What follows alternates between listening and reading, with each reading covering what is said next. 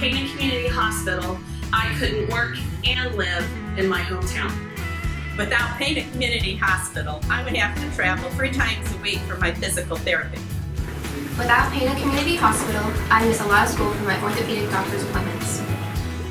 Without Pana Community Hospital emergency room, I might not be here. Pana Community Hospital. We'll be here when you need us. It was nearly a full house in Pana on Saturday as the Panthers hosted conference rival Hillsboro. Players, past and present alike, were recognized prior to tip-off in honor of the Panthers' 100th season on the hardwood. It was a celebration of all things Pana basketball, but the Toppers were looking to play the spoiler in this one. The Panthers struck first on a couple of inside buckets from Adam Miller and Brock DeWerff, but Hillsboro's Steve Finsky got the Toppers on the board with this nice takeaway for a fast break score. They would follow it up with a triple from the right wing, and we had a ball game on our hands as both teams were set to battle back and forth all night.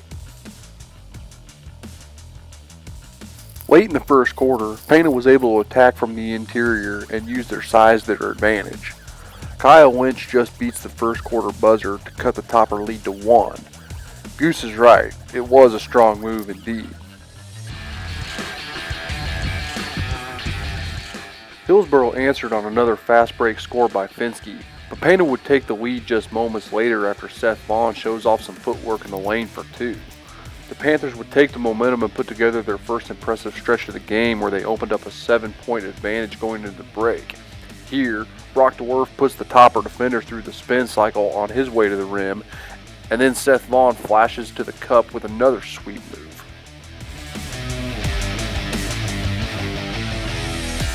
Got out to that 7-point lead at half. What was working for you in the first half? Yeah, guys were bringing it. I mean, we were getting the ball inside, looking to score, looking to rip by some guys, really attack, did a good job. I mean, knocking down shots, getting to the free throw line, finishing around the rim. Hillsboro managed to chip away at the Panther lead in the third, but it was early in the fourth when they got their biggest momentum swing. It came on a pair of hooks from 6'1" Hillsboro junior Dylan Civitate. The first gave them the lead, and the second was a big and one, which he converted for a 3-point play. Adam Miller would answer right back with a deep ball of his own, and then Joe England came up clutch with a big and one in the lane.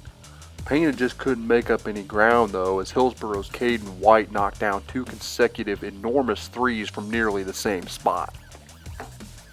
What happened on those 2 plays? No, that was one of the things we talked about. They're looking to get into Finsky. They're looking for Payton to drive.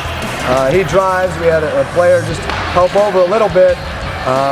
Kid hadn't hit a shot the whole game and ends up hitting the 3. Next time, maybe a little bit closer, but he actually ripped around our guy, so he felt like he needed to help a little bit more. I mean, the kid just hit 2 big shots. You got to give it to him at some point. Despite the 6 straight points from White, the Panthers, and Adam Miller in particular, weren't done yet. The Pana defense couldn't quite get that one big stop, but Miller gets his second 3-ball in as many minutes and makes an aggressive move inside before drawing a series of fouls that would send him to the stripe 3 times in the final minute.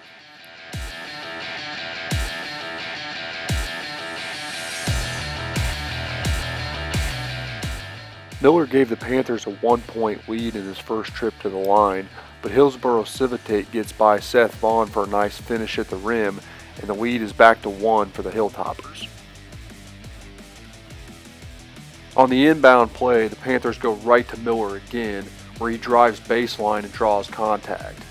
He again hits 2 more from the stripe to give Pana another 1-point lead, but it's devastating this time as the Hilltoppers cash in on a big foul in the lane and get the bucket to drop as well.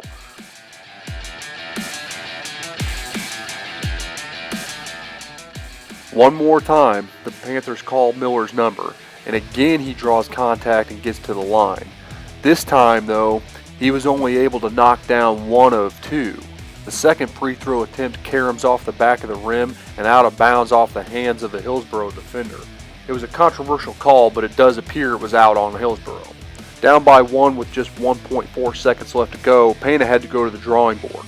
They find Miller on the baseline with the inbound pass. He puts up a shot but just can't get it to fall, and the Toppers will take this one 57-56. Coach, it would have been nice to come away with a win on the celebration of the 100th year of Pana basketball, but what's your biggest takeaway from tonight's game? you know, it's just great seeing everybody back. There's kind of that buzz in the air again. You know, seeing different guys that have played here, you know, that even I looked up to, other guys look up to. It's just fun talking to them a little bit about, you know, their memories. It was just loud. It was how Pana basketball should be. Didn't come out on top, and man, we threw a lot of haymakers. They just got the last one in.